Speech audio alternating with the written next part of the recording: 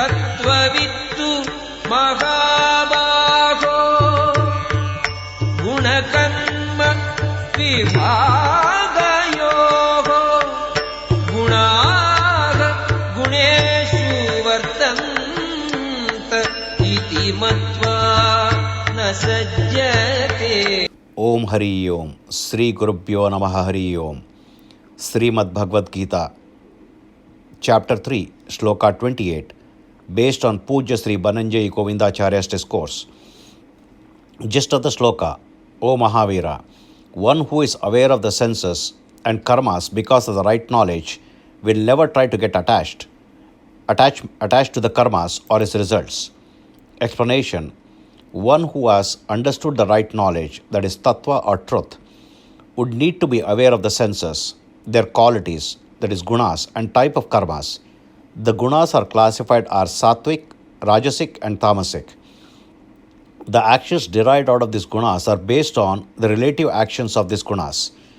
Actions we are doing now could be due to the past attachment with these gunas.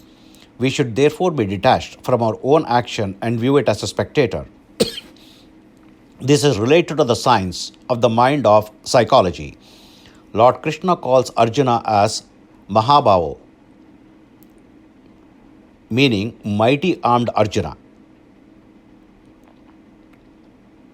It also means mahatithi, mahābāho, one who has in his heart and understands the universal truth. Lord is implying that Arjuna, with his knowledge, should proceed forward.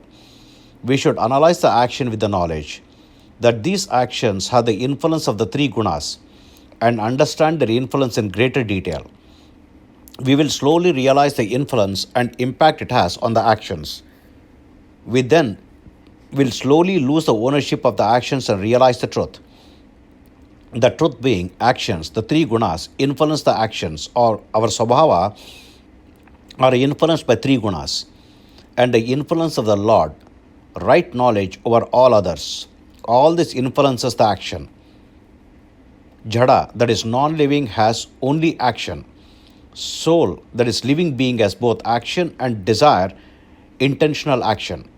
Lord has independent intentional action. This is the categorization of karmas. One who can differentiate between guṇa and karma, segregation, knows the truth. With this knowledge, one will remove the gap of his ego, that is, I did it. For example, watch a person speaking with wisdom knowledge. When he speaks with deep meaning. The words do not flow out irresponsibly. The word have to come out of his mouth, which have to be formed first. He has to have the right emotion attachment attached to the words. These emotions first have to originate in his mind, which means from the mind, the emotions travel from the right words, and those words come out of the mouth. If the emotions have to come out of words, space and air is required. Only when all this action happens smoothly does the person able to speak and make the impression and pass on the info. The question is, who is the inspiration behind the mind to able to make out the emotion and words?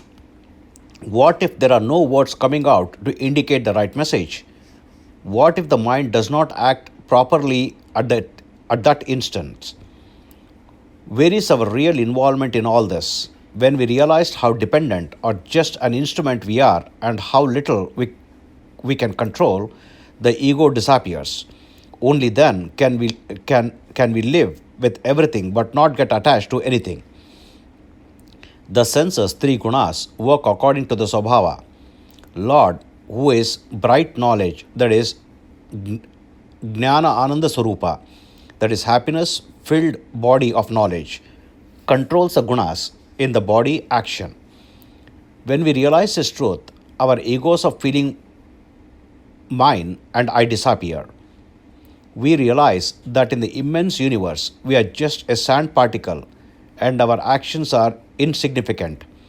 Attachment disappears. Hari Om.